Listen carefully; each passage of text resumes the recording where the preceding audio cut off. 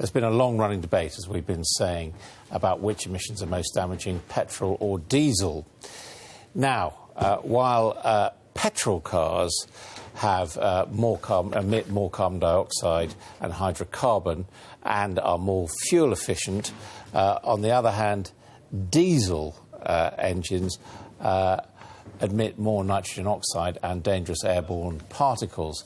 So essentially carbon emissions from petrol are worse for climate change and global warming, while nitrogen oxides from diesel are worse for the health of individuals and can be linked to respiratory problems and heart disease. I mean, the interesting thing, Professor, is that people always used to say, well, petrol's bad and that diesel was better. But as far as the general environment's concerned, that's not the case. Well, I think your illustrations have it about right, is that the argument in favour of diesel is because of the fuel efficiency, the perception that they can have a more efficient and more miles per gallon, as it were. But the emissions, from a health perspective, are more harmful from diesel technology. So when we're talking about petrol, in the end, what we're doing is talking about global warming. Would that be right?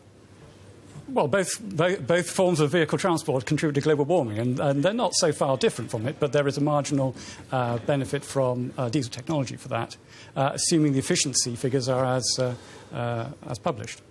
Well, let's look now about diesel. This is this whole question of nitrogen oxides, 500,000 premature deaths in Europe, and even suggested that 3,500 alone in London. So what are these things in diesel and what do they do?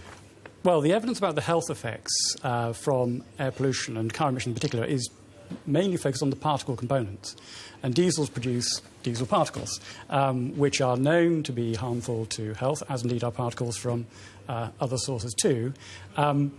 Interestingly, both diesel specifically and air pollution in general has also been classified as a carcinogen. So we know the health effects. They affect the incidence of cancers, but also in general affect... And this particular nitrogen oxide people are concerned about, I mean, that's nearly 6,000 premature deaths in London. This is, I should say, this is for 2010, and also an increase in heart disease. Yes, well, the debate about nitrogen oxide is somewhat complicated, because, as I indicated, the evidence is really strong for particles, and it's less clear whether nitrogen oxides have an independent and an additional effect on health.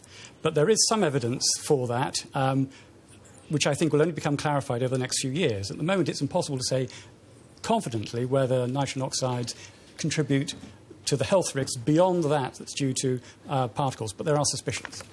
And I suppose that means that conceivably this is what we're talking about, the only cause of these pollutants. They're also in the atmosphere as well. Mm-hmm. This could become like the tobacco industry almost, couldn't it? Put the focus on the danger of... Well, I mean, it's unquestionably, air pollution in general is unquestionably one of the leading environmental health problems today. It accounts for 3.5 million deaths worldwide, premature deaths worldwide, 400,000 in Europe, as you've indicated, probably nearly 30,000, 30,000 in the UK. It's something which we need to take action on, and that can only be achieved by a variety of technological changes and some behaviour contributions too, and this is a prime case of where we need to keep the point is what's going on, because these VW cars under scrutiny this week thought to be emitting anything up to 40 times the pollution standard set by the EPA, and although other brands have been implicated directly, a recent report found that 9 out of 10 are breaking... Now, this is the EU, this is not America, EU pollution limits. Yes. I mean, that's a concern, that testing under test conditions is not the way the engine may necessarily behave in real-world driving. And if the emissions are substantially higher, it means we aren't very clear, therefore, exactly how we're trying to achieve the targets of reducing pollutants, both particles and nitrogen oxides. What do you think, finally, the lesson of all this should be? Well, I think it's a hard lesson for Volkswagen that they need to not try to circumvent the test procedures, because they've been found out, apparently, in the end. But there is a general lesson for all of us, is that we need to have relentless attention to trying to reduce emissions in general from all cars, not just diesel. Professor Wilkinson, thank you.